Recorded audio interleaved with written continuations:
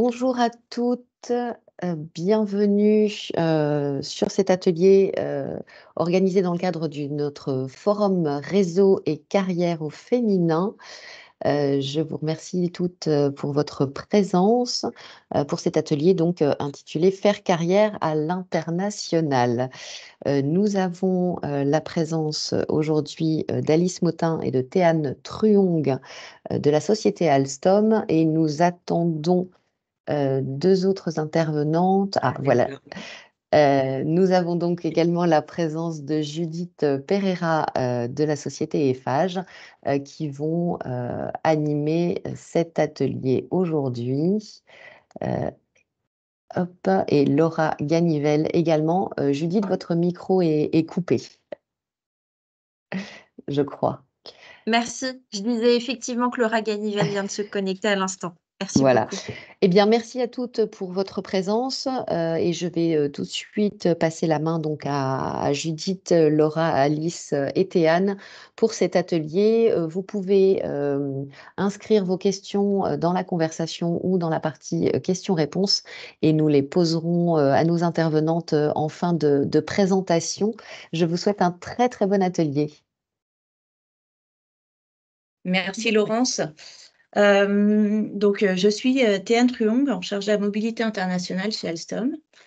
Et donc avec Alice pour Alstom, Judith et Laura pour Eiffage, on va essayer de répondre surtout à vos questions. Donc on a préparé une toute petite présentation avec des chiffres clés, qui est Alstom, qui est Eiffage, ce qu'on fait et notre présence à l'international. Mais vraiment, ce qui sera intéressant pour vous, c'est de ne pas hésiter à nous poser un maximum de questions sur la façon dont les sociétés comme nous, et on a des pratiques assez similaires au marché, accompagnent la mobilité. Et notre objectif vraiment aujourd'hui, c'est de lever les éventuels freins que vous pourriez avoir et qui vous empêchent de sauter le pas, de lever la main pour dire « moi, je suis volontaire pour partir à l'international ». Ça se fait très bien pour des femmes, on en a chaque année et on espère susciter l'intérêt ou en tout cas vous rassurer sur votre démarche. Alors, pourquoi on pousse aussi un petit peu? C'est parce qu'on est parti aussi un peu du constat que lorsqu'on recrute des jeunes femmes, du coup, sorties d'école de commerce ou d'ingénieur, elles sont nombreuses à donner, enfin, à dire en entretien qu'elles ont le souhait d'évoluer à l'international. Et on se rend compte un peu au fil des années qu'on a de moins en moins de femmes après qui partent en expatriation ou qui partent pour des mobilités internationales. Donc, l'idée aussi, c'est de vous donner toutes les clés, tous les conseils qu'on pourrait donner, notamment au travers du témoignage, pour dire qu'en fait, c'est possible et que voilà, si on lève les freins, on peut aller jusqu'au bout des rêves qu'on avait lorsqu'on était plus jeune. Ouais, c'est toi qui as la main sur la présentation, du coup. Du coup, Judith, c'est moi qui ai la main, mais si tu as besoin de reprendre, tu me dis. Hein. Peut-être que du coup, je ne sais pas si Laura Oui, aussi Judith et Laura veut se aussi, présenter. Très bien. Donc, je me permets de commencer. Donc, du coup, Judith Pereira, responsable mobilité internationale pour Eiffage Infrastructure, une branche du coup du groupe Eiffage. Et j'ai du coup la parole à Laura Ganivel.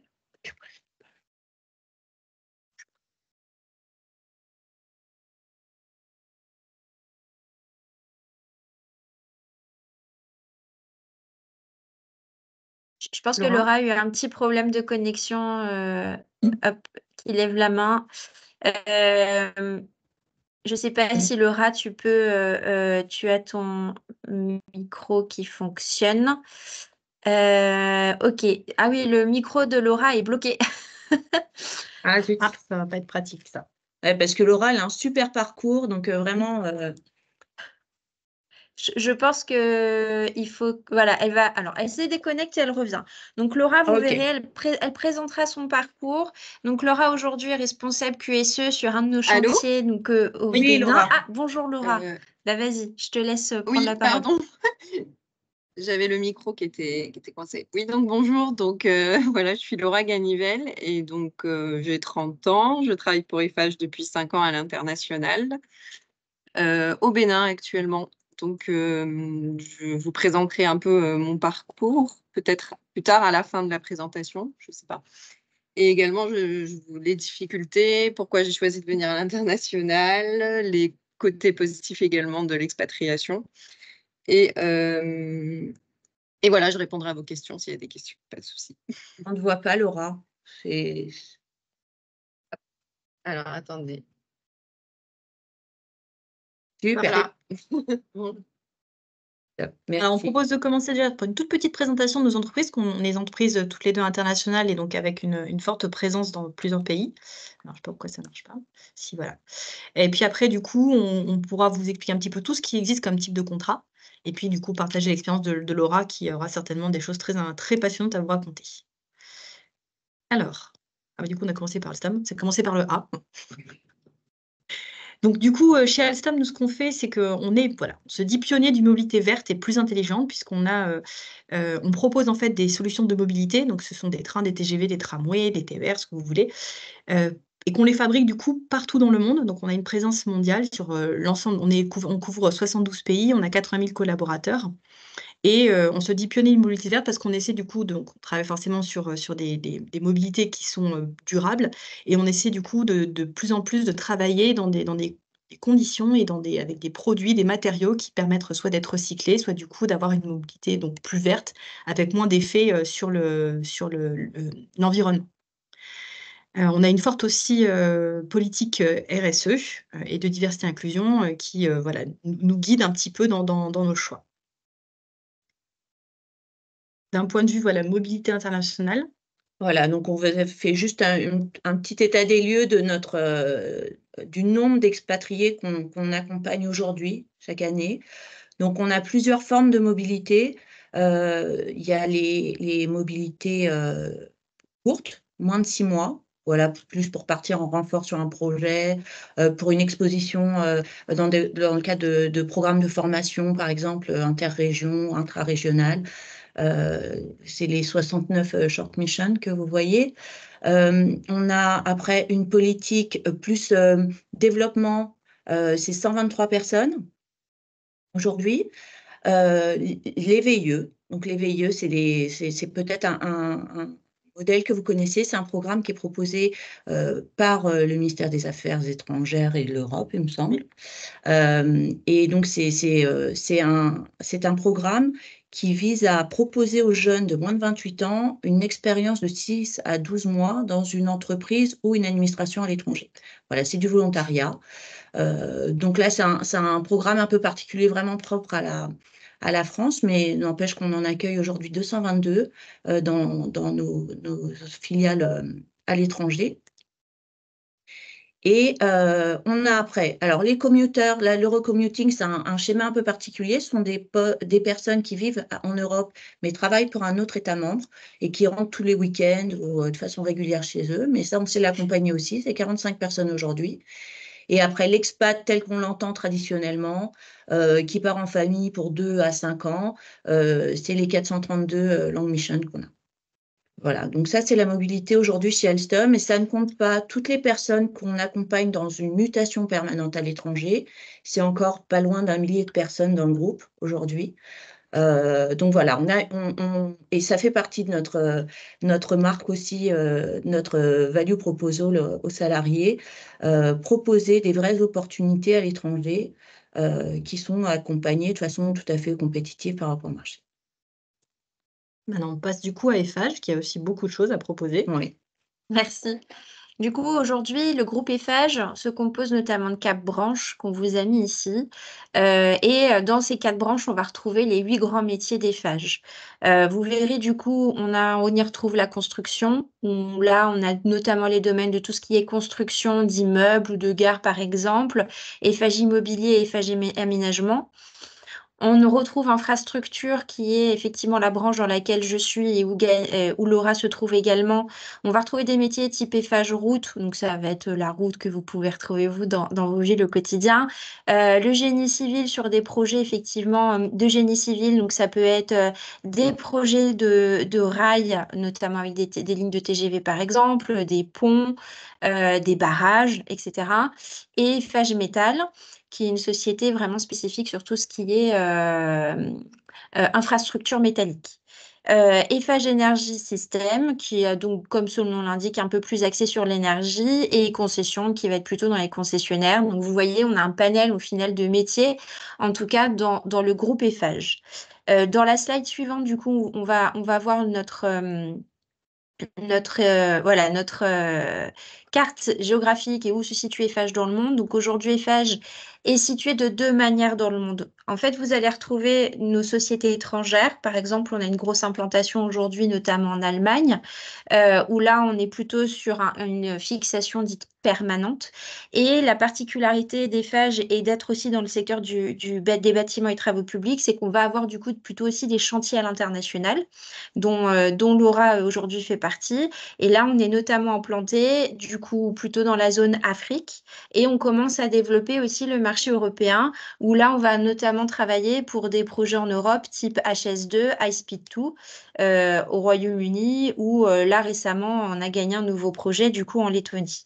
Les projets, du coup, à l'international vont être de différentes durées. Vous allez retrouver des projets qui vont être d'assez courte durée. Courte, on peut dire entre 2 ans, 3 ans, 4 ans. Et après, on a des méga projets où là, on est plutôt sur des durées de 10 ans. Pour donner un peu sur la slide suivante, du coup, un panel de ce qu'on peut proposer aussi en type de mobilité, comme Alstom. On a du coup des expatriés. On vous a mis notre répartition femmes-hommes qu'on aimerait effectivement améliorer. On trouve ça dommage. C'est qu'on voit effectivement que dans les VIE, le contrat dont vous a parlé précédemment, on voit qu'il y a une bonne répartition au niveau des hommes et des femmes. On voit que la mobilité internationale est quelque chose qui attire et c'est une bonne expérience. Je vois aussi dans le chat qu'on parle beaucoup d'alternance à l'international, de stage international. Ça, c'est des choses qu'on fait et qu'on met en place effectivement en entreprise parce qu'on sait qu'en plus, de plus en plus, dans les diplômes d'ingénieurs, il est demandé des périodes internationales.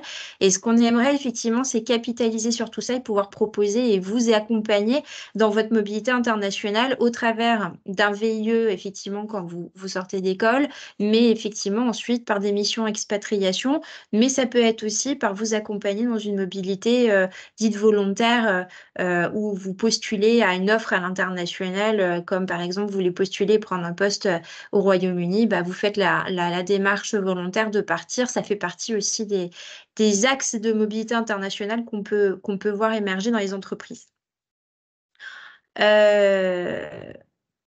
Là, nous, ce qu'on vous propose, c'est effectivement que Laura puisse vous partager son portrait, sa carrière, comment elle en est arrivée là. Juste avant, si tu me permets, Laura, j'ai juste vu qu'il y avait des questions dans le chat, donc c'est peut-être, on peut les traiter maintenant ou les traiter à la fin, comme vous préférez. On avait dit peut-être à la fin. À la fin? Bon, bah, Ouais. du coup, continuez à poser vos questions dans le chat et puis on les garde. regardera une par une à la fin. Alors, donc moi, j'ai fait je présente rapidement mon parcours. Donc, j'ai fait une école d'ingénieur sur Angers, en France, où j'ai obtenu mon diplôme d'ingénieur qualité. Je voulais absolument partir à l'international parce que, bon, étant jeune, j'ai grandi en Afrique, donc pour moi, c'était évident de continuer à travailler, mais à l'étranger. Donc, j'ai trouvé un VIE, j'ai obtenu un VIE en Guinée-Conakry pour une autre société qu'Eiffage, où j'ai passé 2 ans. Donc, c'était un VIE dans une société française également, dans les mines de bauxite. Donc, le VIE pour les jeunes qui veulent partir à l'étranger, c'est vraiment un tremplin. Pour moi, il faut faire un VIE quand on a très peu d'expérience. C'est obligatoire, c'est le tremplin obligatoire. On est assez bien considéré, on a un poste à responsabilité en général. Et c'est vrai que du coup, ça permet de mettre un pied rapidement dans le monde du travail en ayant des responsabilités peut-être qu'on n'aurait pas en démarrant notre carrière en France. Voilà. Donc c'est vrai que si on veut, pour moi, c'était évident parce que ça nous permet c'est un accélérateur pour la carrière, autant professionnel que socialement, parce qu'on côtoie énormément de monde et culturellement aussi parce qu'on travaille dans un nouveau pays qui a un nouvel environnement. Les difficultés, j'en ai pas trop rencontré à mon niveau, ça s'est plutôt bien passé, hormis le fait que j'étais dans un pays pas évident et très isolé parce que j'étais dans un village à 6 heures de la capitale. Donc c'est vrai que c'était pas tous les jours facile, l'isolement et le fait qu'il y ait peu d'activités à faire extra-professionnelles. Mais pour ça, on a pas mal de vacances. du coup, qui permettent de se ressourcer avant de revenir au pays. Mais suite à ce VIE, je suis partie du coup chez Eiffage, j'ai intégré Eiffage 2 ans plus tard. Et donc, je suis chez Eiffage depuis maintenant 5 ans, toujours en tant que responsable qualité. Et donc, ce qui est agréable de travailler pour des grandes sociétés, notamment, j'imagine, Alstom, Eiffage et tous les concurrents d'Eiffage également, c'est qu'ils sont implantés un peu partout. Et donc, si on veut voyager et en même temps travailler, bah, on trouve le bon compromis. Donc, chez Eiffage, en 5 ans, j'ai pu faire 3 pays sur des projets d'envergure différents, des plus petits projets, des plus gros projets. On rencontre énormément de monde.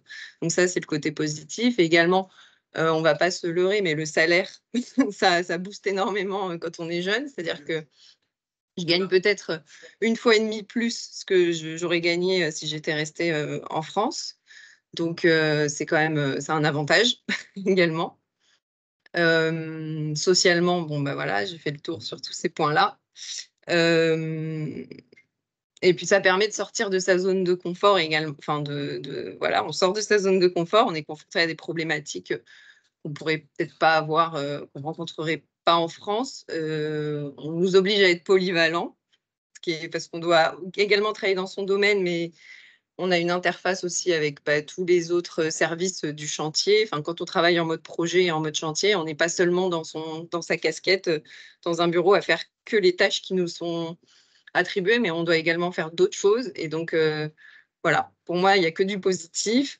Après, en termes de difficultés, alors ce qui n'est pas évident, c'est forcément, on est loin de sa famille. Donc ça, c'est le premier point, je dirais, qui est important, mais on est tous dans le même cas. C'est-à-dire que sur le chantier, enfin en tout cas chez Eiffage à l'international, on est tous dans le même cas. Toutes nos familles est loin et du coup on est hyper soudés, que ce soit au travail ou hors du travail. Voilà, on s'entraide, on n'est jamais seul, même si on a des difficultés professionnelles, si on est quelqu'un d'assez ouvert faut pas rester dans son coin par contre, mais il faut être assez ouvert. Si on est quelqu'un d'ouvert, on arrive en général à régler nos difficultés. Donc pour ça, voilà, je dirais, au niveau des difficultés, pour moi, c'est plus l'éloignement familial. Et également, donc quand on est jeune, ça va parce qu'on n'a pas d'enfants, pas de famille. Mais c'est vrai qu'après, avec l'âge, au fur et à mesure, on va rencontrer quelqu'un, on va peut-être vouloir s'installer. Et donc, c'est là où ça peut être un peu plus compliqué. Mais moi, je prends mon cas, par exemple, chez Eiffage. Mon conjoint a également été embauché chez Eiffage. Donc, on peut toujours trouver des arrangements voilà quoi. S'il y a un besoin également et si votre conjoint travaille dans le même secteur que vous ou il y a plein de sociétés françaises à l'étranger, donc il y a toujours moyen de trouver du travail si on cherche pour le couple, quoi. Voilà, ça c'est ce que je voulais dire. Après, je me disais qu'il y avait beaucoup de retours qui étaient revenus sur la peur de l'échec. Je ne sais pas si... Voilà. Alors moi, je l'ai eu. Alors je l'ai moins parce que quand on commence à connaître le système de l'entreprise, connaître les gens avec qui on travaille et par l'expérience, on arrive à résoudre beaucoup plus facilement les problèmes qu'au début. Mais c'est vrai qu'au début, c'était un peu plus compliqué. Mais c'est pour ça que moi, en tout cas, j'ai travaillé énormément. Il ne faut pas avoir peur. Ah oui, à l'étranger, une difficulté, c'est qu'on travaille chez Eiffage 6 jours sur 7. Donc, on a seulement le dimanche pour se reposer. Ça fait partie des difficultés. Mais du coup... moi, peur de l'échec, j'ai travaillé beaucoup, faut être très diplomate, faut communiquer beaucoup, faut aussi savoir s'affirmer, savoir dire ce qu'on pense, aller vers les autres. Donc ça, c'est tout plein de petites choses sur lesquelles il faut travailler soi-même et également être capable de s'adapter parce que d'un chantier à l'autre, on a toujours un directeur différent, on a des clients différents, des maîtrises d'œuvre différentes. Donc, il faut vraiment être capable de respecter le caractère de tout le monde. Mais ce qui est sûr, c'est que vous n'êtes pas seul. En général, s'il y a quelque chose qui ne va pas, il faut en parler. Et vous n'êtes pas seul, quoi. Surtout dans des grosses sociétés comme Eiffage où il y a plein de monde. Donc, moi, je m'appuie énormément techniquement sur autant les gens du chantier que les gens qui sont basés en France. Voilà, il y a tout un... voilà. Et sinon, pour la vie privée, en fonction du pays, alors j'ai fait la Côte d'Ivoire, le Sénégal, le Togo, le Bénin. Donc, Côte d'Ivoire, Sénégal, par exemple, sont des pays en Afrique qui sont très développés. On pourrait dire on a la même vie qu'on pourrait avoir en France, avec le soleil toute l'année, donc c'est plutôt agréable. Togo, Bénin, pareil, ce sont des pays très sympas, mais bon, c'est vrai qu'en termes d'activité, c'est un peu plus... Voilà, mais c'est plus réduit, quoi. Ce sont des villes beaucoup plus petites, mais voilà. Enfin, moi, particulièrement, je fais du cheval. J'ai trouvé un centre équestre dans toutes les villes, dans toutes les villes où je suis allée. Donc, pour le côté extra-professionnel, en général, ça va également. Voilà. Je ne sais pas s'il y a d'autres choses. Alors, je ne sais pas si peut-être certaines d'entre vous ont des questions aussi pour Laura, avant qu'on aborde les questions plus pratiques que l'on voit dans la conversation. Vous avez le droit de lever la main. Oui, par contre, je ne suis pas sûre de pouvoir donner Ah, d'accord, c'est juste d'ouvrir le micro. Donc oui, D'accord. c'est préférable par de le le biais. mettre dans la conversation, effectivement. Ce que je vous propose, c'est de revoir toutes les questions en fin d'atelier et comme ça, l'une ou l'autre pourra y répondre. Alors moi, j'ai juste envie de commenter un peu ce que Laura disait. C'est vrai qu'elle a un parcours vraiment exceptionnel, avec, à 30 ans, avoir déjà parcouru autant de pays, c'était vraiment exceptionnel. Enfin, vraiment, j'ai peu d'exemples avec autant de... Enfin, voilà, une telle ouverture sur des pays, en plus, qui ne sont pas forcément les premiers auxquels on pense. Alors, c'est sûr qu'ayant grandi en Afrique, c'est peut-être plus simple. Et tu nous disais l'autre jour qu'à la limite, tu te verrais moins aller en Asie qu'en Afrique. C'était presque retourner chez toi. Donc, c'est vrai que le passé, la construction de chacun va influer les choix qu'on va faire. Maintenant, moi, je voudrais quand même rassurer. Alors, chez Alstom, Eiffage fait beaucoup mieux, fait le double. Et chez Alstom, c'est vrai qu'on a 14% de nos expats qui sont des femmes seulement. Et en plus, une partie d'entre elles sont des conjointes d'expats qui ont aussi un contrat d'expat. Mais on va dire, expatriées femmes principales, on en a vraiment très, très peu. Et c'est quelque chose sur lequel on essaie de travailler. Et notre angle d'attaque, et Alstom n'est pas du tout le seul à le prendre comme ça, ce sujet, c'est d'essayer de mieux accompagner la carrière du conjoint d'expat. C'est souvent la femme qui va suivre son conjoint à qui on propose une mobilité, et je pense que c'est parce qu'elles n'ont pas encore le courage, quelque part, de lever la main, de dire « moi, je suis mobile à l'international et moi, si vous aviez un poste à me proposer, ça m'intéresserait ». C'est quelque chose, et on va parler peut-être des pensées limitantes qu'on se met.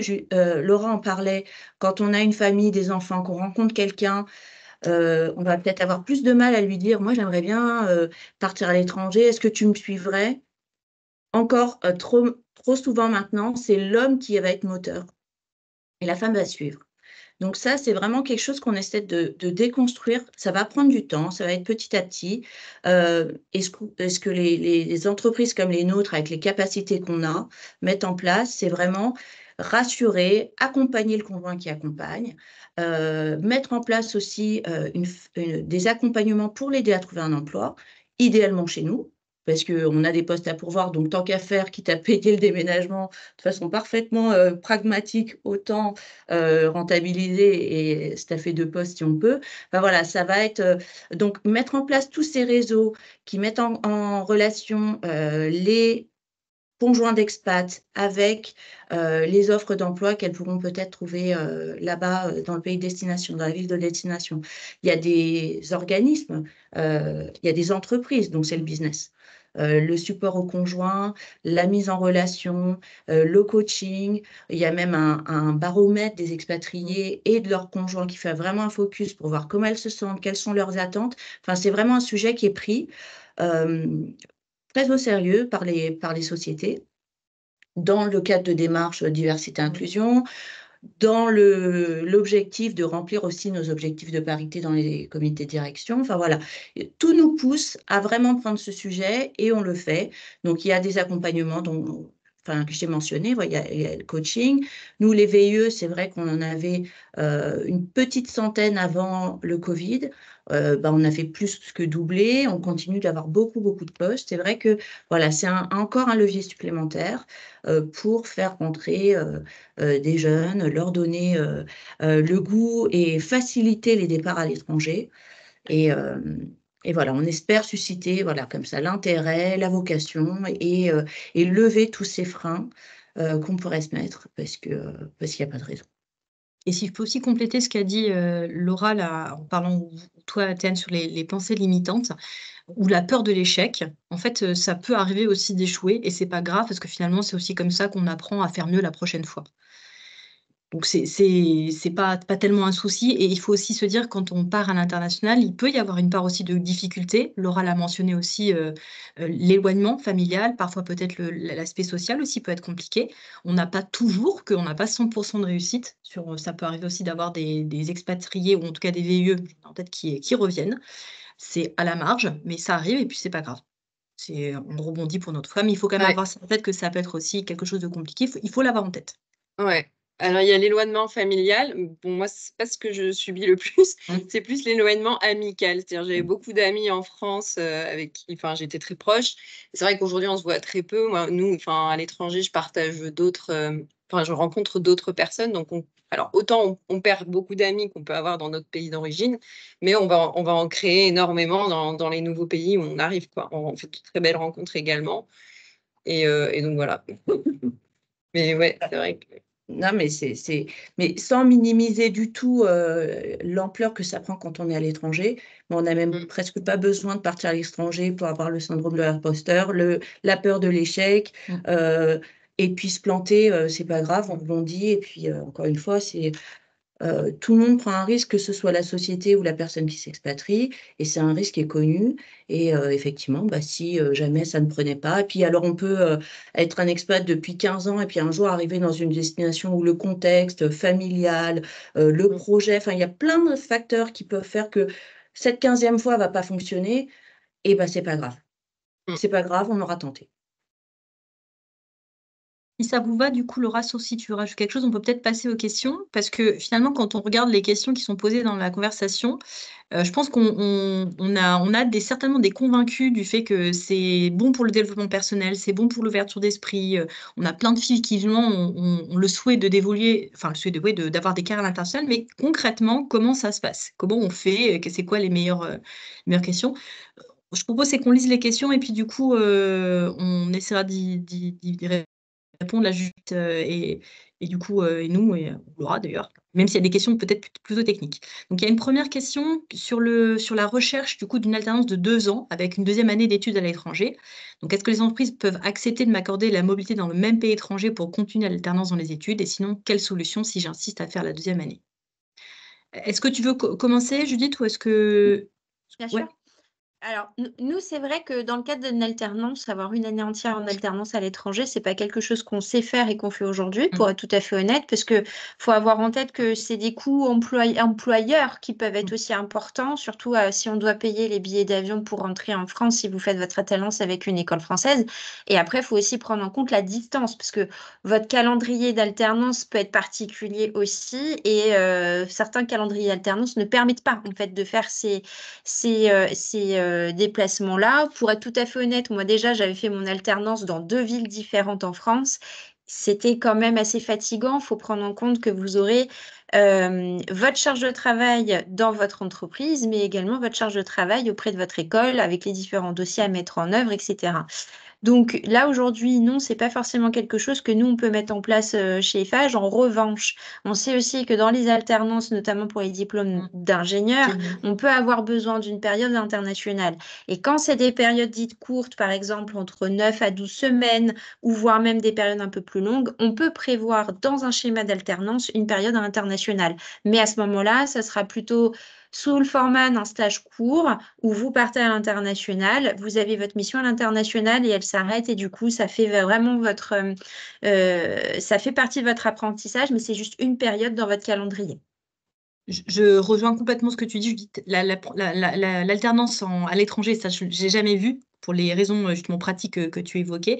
Après, nous, on fait également des choses plus courtes sous format de stage et c'est souvent le cas avec les écoles d'ingénieurs. Après, c'est compliqué de pouvoir se projeter à l'avance quand on commence une alternance et notamment pour une deuxième année, de savoir où on peut aller parce que c'est pas la France qui peut décider des postes qu'il peut y avoir. Donc, c'est souvent, on essaie de faire un travail en coordination avec les autres pays. Après, il faut aussi avoir en tête qu'il y a des impacts certainement fiscaux, des impacts de droit. On ne peut pas continuer une alternance de la même manière, ou en tout cas un stage de la même manière en France qu'à l'étranger. Donc, il y a certainement aussi des conditions qui seront différentes. Je crois que souvent, dans les régions, il y a des bourses qui permettent d'aider les stagiaires à partir à l'international avec une certaine somme, mais souvent, on est obligé de suspendre le contrat de travail et donc, du coup, les conditions de l'alternance. Donc, c'est quand même à avoir en tête. Donc, insister pour faire une deuxième année, bon, je ne sais pas si c'est la bonne solution, en tout cas parler du projet parce que si ça fait partie du projet dans l'école d'ingénieur, oui, le mentionner, oui. On passe à la deuxième question. Alors, y a-t-il des démarches particulières à faire pour trouver un travail et s'expatrier à l'étranger? Donc, je suis étudiante en dernière année d'école de commerce dans le domaine de l'habillement et je souhaiterais travailler au Moyen-Orient. Là où je rejoins du coup Laura, et peut-être je crois que tu l'as dit, c'est que finalement, on a plein d'entreprises en France qui ont des positionnements internationaux. C'est peut-être une bonne, un bon pied, on va dire, pour rentrer dans une boîte qui permet après d'avoir des mobilités. Donc, effectivement, viser en priorité ces boîtes qui ont une présence internationale, ça facilitera très certainement le fait de bouger. Après, le VIE, c'est sûr que c'est une super porte d'entrée après je crois qu'il y a pas mal de questions là-dessus, mais c'est une bonne porte d'entrée pour pouvoir bouger parce que on est pris en charge par l'État français, on est accompagné par l'entreprise. C'est des missions courtes, entre 6, 18, 24 mois, je crois maximum 24 mois, qui peuvent s'effectuer dans beaucoup de pays. Vous avez vu, Judith a présenté les chiffres, il y a 11 000 VIE en France, enfin en France, 11 000 VIE, pardon, qui sont répertoriés en poste aujourd'hui. Donc, ça veut dire qu'il y a beaucoup d'entreprises qui en proposent. Donc, c'est vrai que c'est une super opportunité. Et c'est vrai que c'est un schéma en plus qui est hyper simple à actionner. Nous, en termes d'administratif, c'est beaucoup plus limité. Donc, c'est un format que les entreprises privilégient. Enfin, voilà, moi, quand j'ai quelqu'un qui vient me voir, parce que je reçois parfois des CV, j'aimerais partir en stage tant que le VIE, c'est tellement plus simple pour tout le monde qu'il faut y aller. Je vais juste compléter la réponse sur la question précédente. Est-ce qu'il vaut mieux postuler à l'étranger? Ouais, il vaut mieux postuler directement où le poste est ouvert parce que faut pas se mentir, surtout quand on est jeune. Enfin là, je vois que la personne qui pose la question est étudiante. Tu auras beaucoup plus de chances d'avoir un poste en contrat local qu'un contrat d'expat. Donc, il vaut mieux postuler directement dans le pays que vous visez au Moyen-Orient, où les conditions vont être beaucoup plus simples et pour la société, c'est beaucoup plus abordable et beaucoup plus envisageable pour une prise de poste. Par contre, ça veut dire qu'il y a aussi beaucoup de démarches à faire parce qu'il y a quand même des démarches de visa, très certainement, en fonction du pays dans lequel vous allez. Alors, peut-être pas en Europe, mais en tout cas, là, pour le Moyen-Orient, certainement.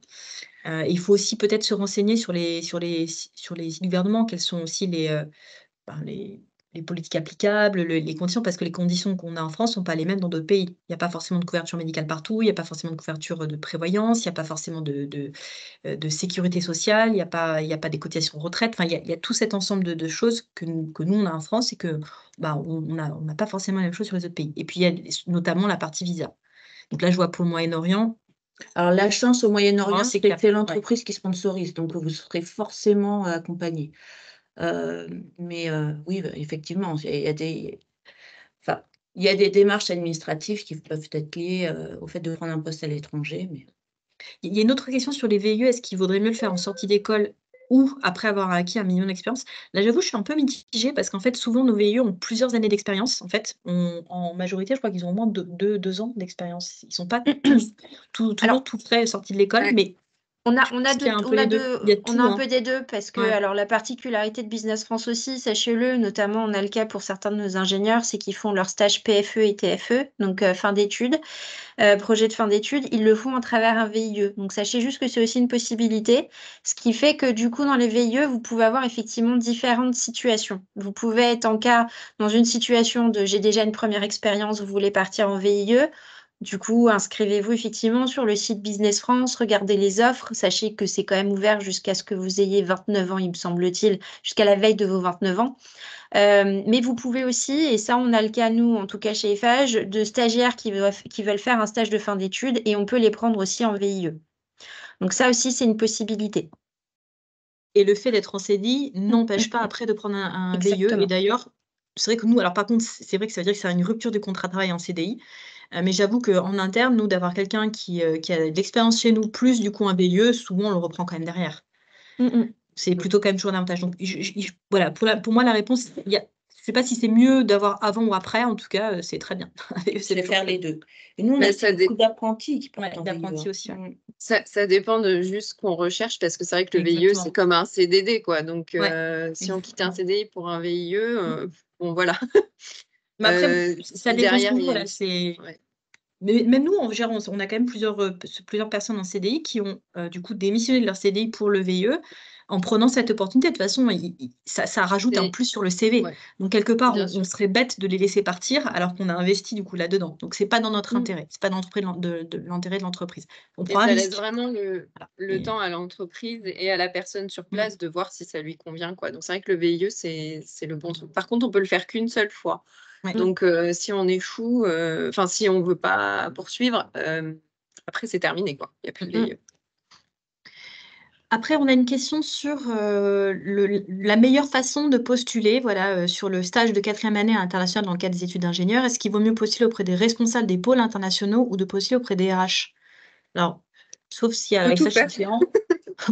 Bah, nous, Oui, moi, les CV, je les redirige. Hein. Je n'ai pas du tout la fonction de faire du recrutement. Donc, c'est au mieux vers des RH en France. Mais l'idéal, c'est ce que je disais tout à l'heure, c'est de postuler directement sur l'offre à l'étranger. Parce que de toute façon, s'il y a besoin de faire le lien avec la France après, le RH pourra prendre la main et nous contacter. Mais le mieux, c'est de se faire connaître directement par l'entité qui recrute. Alors après, une question, peut-être Judith, tu seras peut-être plus à même d'y répondre, je ne suis pas sûre d'avoir compris. Ayant un permis de travail ouvert, est-ce que vous aurez des conseils pour trouver un emploi hors VIE à l'international, notamment au Canada, avant même d'arriver sur le territoire? Je ne sais pas ce que c'est un permis de travail ouvert. Alors, je vais être honnête, moi non plus. En revanche, une chose est sûre, pour moi, le conseil reste le même, c'est-à-dire qu'à partir du moment où vous cherchez un emploi dans un pays spécifique, et en plus, encore mieux, si vous avez déjà les permis qui vont bien, qui vous permettent d'aller sur le territoire et d'y travailler, regardez effectivement directement sur les offres en local, ciblez d'ores et déjà les entreprises dans lesquelles vous voulez travailler. Moi, c'est vrai que le petit tip, ce que je trouve assez intéressant, regardez LinkedIn, contactez aussi les gens via LinkedIn pour leur proposer votre candidature. Moi, j'en reçois un certain nombre via LinkedIn. Et alors, c'est pas du tout gênant, bien sûr, maîtrisez les formes, hein, on est bien d'accord, même si LinkedIn a un réseau professionnel, il faut rester professionnel sur LinkedIn. Mais faites-vous connaître, en fait. Je pense que effectivement, quand vous décidez de postuler sur des offres en externe, faut pas hésiter en fait à se mettre en avant et puis à contacter les différents interlocuteurs via différents biais en fait pour que votre CV revienne en fait par différents canaux. Parce qu'en plus, sachez juste qu'aussi chaque entreprise peut avoir sa propre organisation. Donc c'est vrai que par exemple nous, alors comme chez Eiffage, on a des chantiers internationaux, on a un certain nombre de choses qui peuvent continuer à être gérées en France. Donc vous pouvez passer par le chantier, vous pouvez passer par le pays, vous pouvez passer par la France, vous pouvez passer par les réseaux LinkedIn. Et en fait, ça permet de mettre en visibilité votre candidature et de maximiser vos chances pour effectivement trouver une possibilité. Ah tiens, j'avais le permis de travail ouvert, c'est Vas-y. le permis vacances-travail. Ah, Là, trouver un travail, une fois qu'on a ce permis, je pense qu'on peut postuler comme on bien veut, sûr. Directement au en fait, Canada. directement au Donc, Canada. après, Donc voilà, là, après, ça reste des candidatures classiques que vous ouais. pouvez faire à l'international. Il faut juste effectivement cibler les sociétés dans lesquelles vous voulez postuler. Alors ensuite, on a une question intéressante. Donc, je suis ingénieure civile et je veux faire une carrière à l'international. Ma question est sur la discrimination en raison de genre et d'ethnicité. Bon, alors, je pense que ça dépend des pays, du coup. Alors, je pense particulièrement aux questions de genre, parce qu'on avait eu le sujet aussi avec des couples qui seraient du même sexe et qui ne sont pas forcément acceptés dans tous les pays. Donc ça, c'est quand même un sujet à prendre en compte. Après, genre, si c'est homme-femme, Pour moi, non, c'est non, limite c'est antinomique. Enfin, dès ouais. lors qu'on veut travailler à l'étranger et que le pays d'accueil est prêt à accueillir des étrangers, il n'y a pas de discrimination, en tout cas d'ethnicité, pas du tout. De genre, faut pas se mentir, il y a encore des pays où c'est compliqué pour une femme d'arriver seule, mais de moins en moins. De moins en moins, même les pays du Moyen-Orient, même l'Arabie Saoudite, c'est vachement ouvert par rapport enfin, il y a encore quelques années, les seuls permis de travail qu'une femme pouvait espérer obtenir, c'était enseignante, infirmière ou aide à domicile. Donc ça a vachement changé. Nous, on a des femmes ingénieures à Riyad maintenant. Donc non, ces discriminations-là, moi, j'y crois pas trop. Après, les biais de genre, enfin, je veux dire, s'il n'y a pas la parité aujourd'hui, c'est bien qu'il y a encore des blocages, donc ça, on ne va pas les nier, mais pas plus ou moins à l'international qu'en local. Oui. Ouais. En tout cas, notre objectif aujourd'hui, et c'est la volonté de tous, hein, et c'est la règle, c'est on recrute aussi en fonction des compétences. Donc, à partir du moment où vous avez les compétences et que vous avez envie de partir à l'international, il n'y a aucune raison que vous ne puissiez pas partir. En tout cas, pour le genre, c'est sûr que ça fait partie des objectifs de toutes les... Et d'où notre présence ici. Enfin, il faut vraiment ne plus avoir peur, et nous, on est vraiment là pour essayer d'encourager plus de femmes à partir. Ouais. Alors après, nous avions une question sur les entreprises susceptibles de proposer des offres hors Business France. Ah non, sur les VIE, je cherche exactement VIE. Alors là, par contre, les VIE, ils sont tous sur Business France, quoi qu'il arrive. Donc, il n'y a pas d'autres offres que sur Business France. Ou directement sur l'entreprise. Oui, Voilà. alors bon, il y en a beaucoup sur Business France, mais souvent, moi, quand je recherchais un VIE, Business France, souvent les offres sont publiées après avoir trouvé la personne. Ah. Parce que moi, je sais que la société pour laquelle je suis allée, j'avais contacté en direct et tout. Il m'avait dit oui, on cherche quelqu'un, machin. Donc, j'avais eu mon VIE. Et c'est après que l'offre a été publiée, en fait. Parce que c'est la démarche administrative de Business France. L'offre doit apparaître sur Business France. Mais il m'avait déjà recruté. Et c'était le cas, je sais, pour plusieurs de mes amis à l'international et tout, qui ont eu ce cas de figure aussi. Donc, il ne faut vraiment pas hésiter à dire, voilà, je veux travailler dans tel type d'entreprise, dans tel pays, et de vraiment contacter en direct. Je trouve que ça marche aussi, ça marche beaucoup. Ok. Et oui, enfin après Business France, c'est pas une entreprise, hein, ils font l'intermédiaire entre les entreprises et les candidats. Toutes les grosses entreprises françaises, en tout cas, en proposent. Donc n'hésitez pas. Nous, elles sont directement sur notre site Careers. Ouais. Donc, je pense que c'est le cas aussi pour Eiffage. c'est Vous le cas devez pour les mettre Eiffage, aussi, c'est le cas pour ENJ, Schneider, Air Liquide. Enfin voilà, tout le monde fait comme ça. Donc, Les banques aussi, d'ailleurs. ouais, Je sais les pas banques, dessus, mais les banques la recrutent pharma aussi aussi. beaucoup. Voilà. Même les PME, d'ailleurs, les petites PME qui sont aussi en présence. Mais en tout cas, les grosses boîtes du CAC 40, c'est sûr, elles en ont toutes. Alors, on a une question aussi très intéressante sur les aspects implicites que l'entreprise attend des expatriés en dehors des tâches liées au poste. Apport de la Friend Touch, observation des différences culturelles liées aux habitudes de travail. Quelles sont les motivations d'une entreprise à envoyer un travailleur français à l'étranger? Alors, il y a plusieurs raisons qui vont nous pousser à sélectionner un travailleur français ou pas que, d'ailleurs. Pas que, ça va souvent être d'abord, et on rejoint ce que Judith disait juste avant, les compétences. Après, c'est vrai qu'on peut avoir besoin, par exemple, parfois, on va dire, fertiliser, c'est-à-dire apporter la culture du siège vers les filiales. Donc là, nous, le siège étant en France, c'est vrai qu'on va avoir besoin, par exemple, d'un directeur général pour une usine. On va préférer parfois, pour instiller la culture, envoyer quelqu'un du sérail, on va dire. C'est rarement parce qu'il est français. C'est surtout parce qu'il est soit siège, soit parce qu'il a déjà la culture, une expérience et un vécu dans l'entreprise qui fait qu'on a envie de l'envoyer lui. Après, les attentes, elles sont quasiment toujours liées au poste et au leadership, mais ça reste sur le poste. On ne va pas attendre des qualités complètement personnelles. C'est toujours, ça reste un recrutement, quoi. Je sais pas, Judy, toi, tu as peut-être un. Bah, D'ailleurs, Non, mais ça, je vous rejoins. Après, ce qu'on attend globalement, c'est aussi des personnes, comme on dit, qui ont une intelligence émotionnelle et relationnelle. C'est-à-dire que vous allez quand même dans un pays étranger. Donc, effectivement, on attend des personnes qui sauront s'adapter à la culture locale, s'adapter aussi aux personnes avec qui vous allez travailler. Alors, nous, après, dans le monde du BTP, on a des équipes qui sont de cultures différentes, donc même en France, donc on a assez l'habitude. Mais c'est vrai qu'à l'international, on a quand même aussi des manières de fonctionner différentes. Je vous donne un exemple, hein. Gérer un chantier en Norvège, c'est pas gérer un chantier au Bénin. On n'a pas du tout les mêmes process et nos clients ne nous demandent pas la même chose. Donc, je pense qu'en fait, un expatrié, surtout quand ou un VIE, ou même une personne qui veut faire une carrière à l'international sans avoir forcément un lien avec une entité française, si vous vous êtes amené à vous déplacer, il faut quand même avoir cette idée en tête qu'effectivement, on cherche des personnes qui ont cette capacité à s'adapter à son public. Et à comprendre du coup les besoins de son interlocuteur, qui saura les analyser et du coup mettre en place le bon process qui est derrière.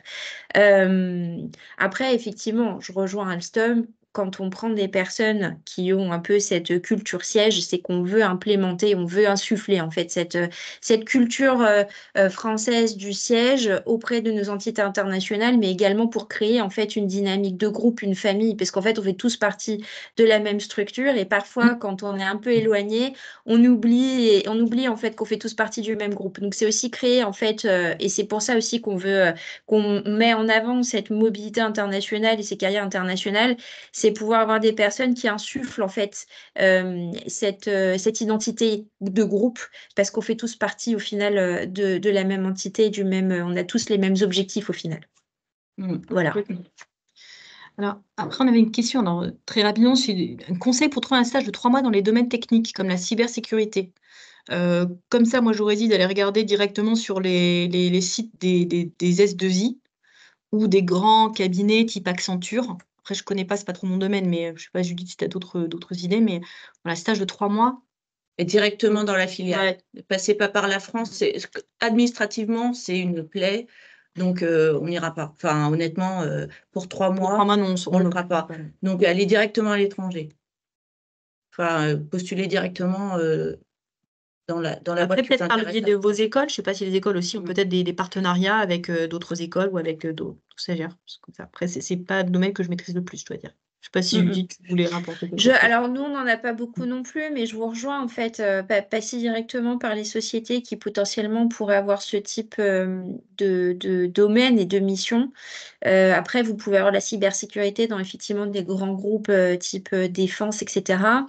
Mais Oui, c'est voilà, c'est à ce moment-là, on se répète, hein, mais faut aller au contact, faut aller chercher sur LinkedIn, faut faire un peu de démarchage. C'est long, c'est pas forcément très, comment dire, on n'est pas très, ça peut être frustrant à certains moments, mais in fine, on sait que ça peut payer parce que c'est pas le type de stage qui se publie sur des sites. Pour 3 mois, vous trouverez pas d'offres. Donc, vous serez obligé de passer effectivement par un peu ce côté démarchage avec votre réseau pour essayer de trouver effectivement des possibilités de stage de 3 mois à l'international. Peut-être que je rejoins ce que tu disais sur pardon, Laura. Juste sur LinkedIn, c'est que souvent. Pardon, tu veux que je te laisse terminer, Laura, peut-être? Non, allez-y. Je dis juste, souvent on voit passer, parfois ça peut être intéressant, des jeunes là qui mettent aussi leur CV en mettant leur recherche, de manière peut-être qui puisse attirer l'œil sur, je sais pas, ça peut être original, mais en tout cas peut-être en disant que vous cherchez pour 3 mois et quelles sont les compétences en mettant le CV et en envoyant sur LinkedIn et puis en essayant de voir avec votre réseau. Mais en essayant d'avoir des gens qui sont dans le domaine de la cybersécurité pour que vous ayez un peu une visibilité. Oui, je crois Et pas tous effectivement, qu'on est 40, mais vous pouvez nous taguer, on publie. Effectivement, également, à l'étranger, il y a quand même des domaines d'activité qui vont être plus recherchés, hein. Je parle notamment au niveau de certains postes et dans le BTP, ils vont rechercher beaucoup. L'agroalimentaire, ils vont rechercher beaucoup d'expatriés. Donc, si vraiment on veut aller travailler à l'étranger, bon, moi, j'avais ciblé vraiment mon métier avec également, j'avais ciblé mon métier parce que je savais que ça allait être un métier qui allait être plus ou moins recherché à l'étranger pour pouvoir avoir plus de facilité. Donc, il y a ça. Et il y a également, j'insiste beaucoup, c'est les groupes Facebook. Donc, par exemple, tous les pays que j'ai fait à l'étranger, il y a le groupe Facebook des Français de Cotonou, le groupe Facebook des Français de Dakar, le groupe Facebook des... Et donc là, on voit également beaucoup de personnes qui postulent et qui postent leur CV et qui arrivent derrière à trouver des stages, ça marche. Ok, bah, merci. C'est vrai que c'est intéressant. Et je me permets du coup de rebondir Ouais. sur ce que dit Laura pour vous donner un exemple. Donc, moi, par exemple, je suis RH. C'est pas forcément un poste qui s'expatrie, pour être tout à fait honnête. En tout cas, si vous voulez être RH opérationnel, c'est pas forcément le type de poste qui s'expatrie. Et où on a forcément une carrière internationale. Je dis ça, c'est parce que généralement, quand on recherche une personne en ressources humaines qui est très fixée sur l'administratif et la paye, on va chercher quelqu'un qui connaît la législation locale. Donc, de facto, on va plutôt soit vous connaissez la législation d'un pays parce que vous l'avez travaillé, du coup ça vous permet de partir dans ce pays-là, soit c'est pas le cas, sachez juste que ce sera du coup beaucoup plus compliqué. Maintenant après c'est pas fermé, c'est-à-dire il y a des postes de DRH ou de développement RH qui sont ouverts à l'international, mais sachez juste que voilà, du coup on sort dans un autre domaine. Et ce que disait du coup Laura, c'est que c'est important effectivement de regarder en fait si votre poste il est possible à l'international, de voir quels sont les prérequis. Et à ce moment-là, soit anticiper, soit à ce moment-là, regarder vers quel poste vous devriez vous tourner pour pouvoir avoir cette carrière internationale. Ok. Parce qu'il ne reste plus que 7 minutes, on va essayer de faire les dernières questions. Il y a une question sur... alors, il y en a même deux qui sont un peu les mêmes, parce qu'on a visiblement une personne qui vit au Maroc, alors je ne sais pas si elle est marocaine, mais qui aimerait travailler en Europe ou au Canada, le problème principal étant le manque d'expérience. Et il y a une autre question aussi, parce qu'on aurait pu répondre par les VIE, mais si on est marocain, on peut effectivement pas postuler au VIE. Il y a une question aussi sur quand on a dépassé l'âge du VIE, finalement, comment est-ce qu'on fait pour pouvoir avoir une expérience à l'international? Judy, tu veux commencer ou... Non. Là, je pense que ça redit ce qu'on s'est dit précédemment, c'est que si vous avez effectivement dépassé l'âge du VIE, ça veut dire que les possibilités de typologie de contrat qui vont vous être ouvertes va être plus soit du contrat local, et c'est à vous effectivement de regarder sur les offres en local, ce qui peut être proposé, soit effectivement regarder s'il y a des possibilités en expatriation, mais c'est sûr que là, on pourra plus passer effectivement par ce biais VIE, et vous devrez effectivement rechercher via d'autres offres et donc d'autres typologies de missions. Voir effectivement en passant par les entreprises en France qui, du coup, ont des présences un peu partout et qui pourraient facilement envoyer à l'international. Et peut-être pour répondre précisément à la personne qui vit au Maroc, Alstom ou d'autres grosses boîtes dont le siège est français sont aussi présentes au Maroc. Moi, je recommanderais d'essayer d'y accéder localement pour après prétendre, se faire connaître, acquérir de l'expérience et après avoir l'opportunité de partir à l'étranger. Ça peut être une façon de faire aussi. Au-delà de ce qu'on a déjà dit, postuler directement dans le poste. Après, il faut reconnaître que faire venir quelqu'un de l'étranger, ça a un coût et c'est des démarches. Donc, sans expérience du tout, il ne faut pas se mentir, c'est plus compliqué. Donc, il faut acquérir cette expérience qu'on n'a pas, mais c'est compliqué. C'est pareil, si demain je veux aller travailler à Nice, enfin voilà, dès lors qu'on est en demande, forcément, on doit se mettre en posture où on coche, alors pas toutes les cases, mais si notre problème c'est manquer d'expérience, essayons de l'acquérir. Et encore une fois, dans des entreprises internationales présentes au Maroc, il y en a beaucoup. Ok. Alors, elle précise qu'en fait, elle n'est pas marocaine, elle est camerounaise. Mais bon, je pense que ça ne change pas tellement le sujet. Et voilà, si vous êtes au Maroc, continuez à regarder effectivement dans les entreprises marocaines qui ont une présence du coup à l'international. Ça permet du coup de pouvoir partir. Ou dans les filiales marocaines des groupes internationaux. On avait une question qui concernait les qualités recherchées lors de la sélection d'un candidat. Alors, je pense qu'on l'a abordé tout à l'heure avec les qualités aussi recherchées lorsqu'on prenait un candidat. Finalement, je crois que je dis... Ça, j'aimerais bien entendre Laura, peut-être. Parce que, tu as dû, au gré de tes expériences, voir plusieurs personnes aussi arriver en expat. Certaines, ça n'a peut-être pas fonctionné. À ton avis, qu'est-ce qui leur manquait? il faut travailler. C'est-à-dire qu'il faut se lever à 6 heures et il ne faut pas avoir peur de faire des heures supplémentaires et beaucoup, enfin de faire des heures pas supplémentaires, de me faire plus d'heures que ce qui est.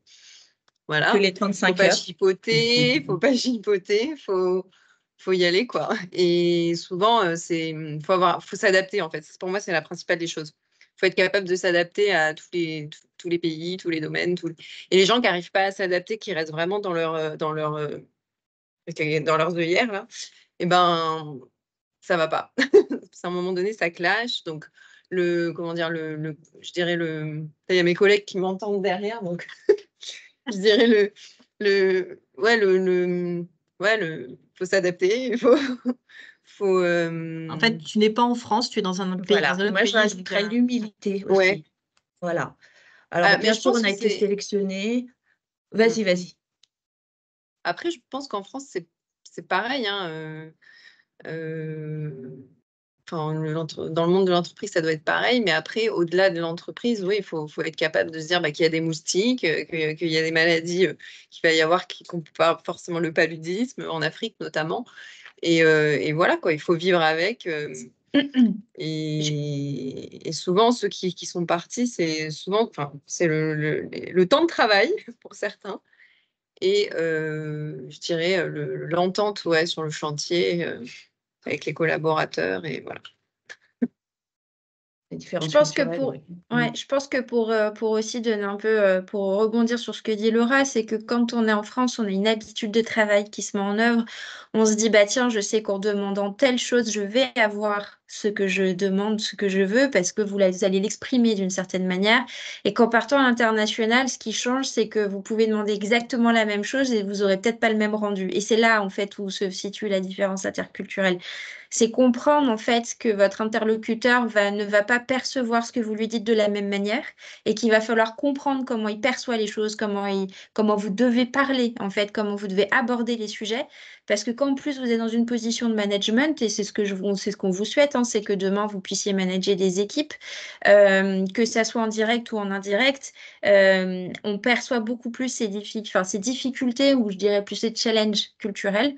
Parce que quand vous avez besoin en fait d'avoir quelque chose, un rendu, une présentation, quelque chose comme ça, bah, la façon d'aborder, de la demander en fait en fonction des pays va pas du tout être la même. Voilà, il faut juste le savoir. Et du coup, ça peut être très frustrant quand on s'en rend pas compte au début. Et c'est là où on a besoin d'adaptation parce que du coup, il faut reprendre un peu sur sa frustration et se dire, bon, qu'est-ce que je dois changer pour obtenir mon résultat? Et du coup, c'est là où on parle beaucoup d'adaptation. Mais oui, exactement. Il faut partir du principe que votre message n'a pas été, dans les 70% des cas, compris. Donc, il faut vraiment pas hésiter à redemander les choses, à rappeler les choses. Enfin, avec les équipes, souvent, ce que je constate dans tous les pays que j'ai pu faire, c'est ça, quoi.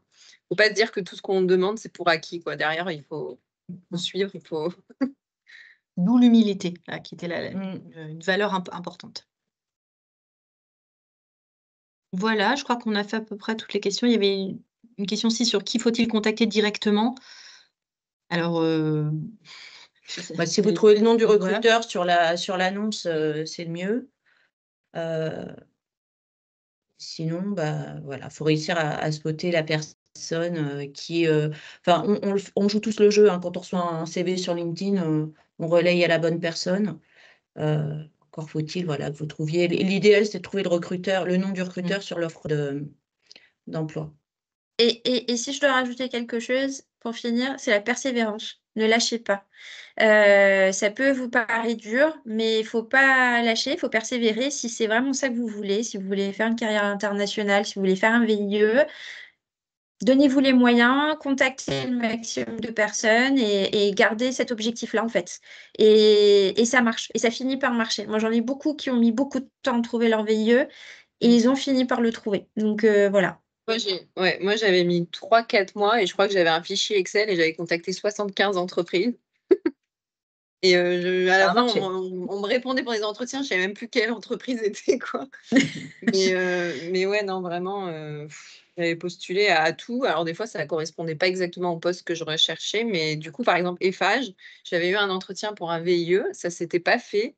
Mais à l'époque, c'était Jérôme Berthe et il m'avait dit, il ne faut pas hésiter à me recontacter, même si tu termines ton VIE dans 2 ans ou quoi. Et quand j'ai terminé mon VIE, je lui avais renvoyé un mail et 3 semaines après, j'étais au Togo, quoi, en contrat expat. Donc, c'était vraiment... Donc, même si ça ne marche pas en VIE, bah, ça peut marcher pour un contrat plus tard ou après. Donc, persévérance et humilité. Ce sera les mots de la fin. Parfait. Eh bien, merci beaucoup pour vos témoignages et toutes ces précieuses informations. Et puis, merci aux participantes pour leur présence. Oui, Merci beaucoup. Je vais vous laisser le mot de conclusion, simplement vous dire que pour celles qui le souhaitent, la vidéo sera disponible en ligne d'ici quelques jours sur notre chaîne YouTube Elle Bouge. Et je vous laisse donc Alice, Théane, Laure et Judith le mot de la fin et je vous remercie beaucoup pour ces témoignages. Nous, on vous remercie vraiment pour votre présence et pour toutes ces questions. Vraiment, on espère vous avoir rassuré sur la possibilité et toutes les opportunités qu'il y a à l'étranger. Laura, Judith, vous voulez rajouter quelque chose? Du coup, moi, je dirais merci pour votre présence également. Ne lâchez rien. Si vous avez envie de faire une carrière internationale, c'est votre objectif. Essayez de, voilà, donnez-vous les moyens pour tenir votre objectif. En tout cas, sachez que nous, que ce soit Alstom, Eiffage ou d'autres grands groupes, on propose des missions à l'international et qu'on serait du coup ravis de vous accueillir si, bien évidemment, on a des besoins. Et je laisse du coup Laura le vrai mot de la fin.